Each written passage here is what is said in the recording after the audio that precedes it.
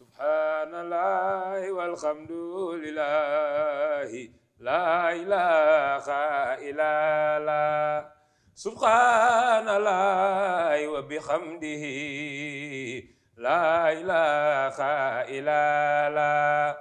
Subhanallahil azim, la ilaha illallah.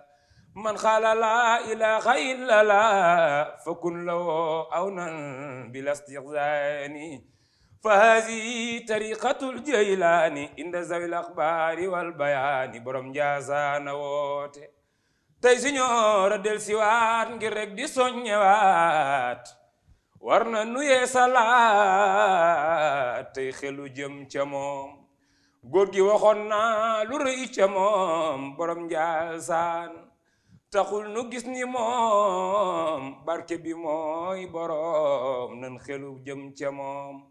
Cheikh Bu Kunta jamonoom ñépp a ko nanguloon, buuri Bawal ak Kajoor ba Siin daawu ñu jóg ca moom. cey borom Njaasaan liggéey di dundee ñaqam ak jàngale alxuraan, ko am aajo ñëw ñu faj, naar bi kenn melul ni moom.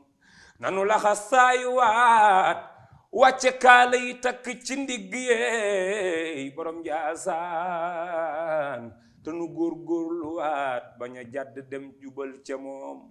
Cheikh Bu Kunta mësta génn fii te lépp fekk na ko fii, gaañaa ngi daw di ñëw fii, ku ney xelu jëm ca moom. cey borom Njaasaan moonu sagal mënunu laa fay maam, ndeke lépp yow la. ciy borom Njaasaan yow lambkat bi ko daj na la wóor ni sa loxo daj na. moom laa fi gis ci ab sëriñ taalibeem di bay niir wa di ko tiim. moom laa fi gis ab taalibeem bu masta jàng ba tari kaamil. moom laa fi gis ab taalibeem buy joxe addiyaam sànni ko ca géej. maam Cheikh bu ne man fekke naa ba yónneen di dem kaw asab maan, keroog bi koy Jeylaani dee gunge kaw asab maan. maa nga fa woon Nafisa samaam, Seydina Omar samaam, kiimaan ya mu def du ko gisati fii dootu fi amaat. cey borom Njaasaan buur gi nu sagal.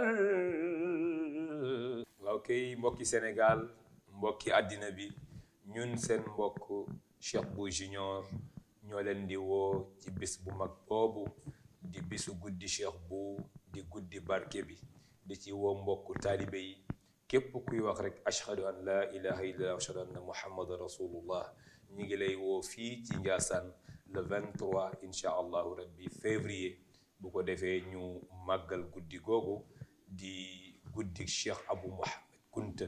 ñu ngi ci woo mbokki taalibe yi ak mbokki julli di ñaan bu ko kenn wuute incha allahu rabbi le 23 février à Njaasaan guddi barke bi.